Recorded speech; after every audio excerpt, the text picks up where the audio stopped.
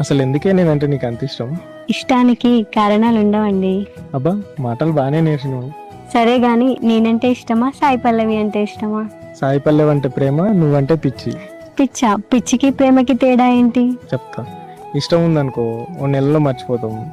అదే ప్రేమ ఉంటే ఒక సంవత్సరంలో మర్చిపోతాం. అదే పిచ్చి అయిందనుకో సచ్చేదాకా మర్చిపోలేము. అందుకే నువ్వంటే పిచ్చి.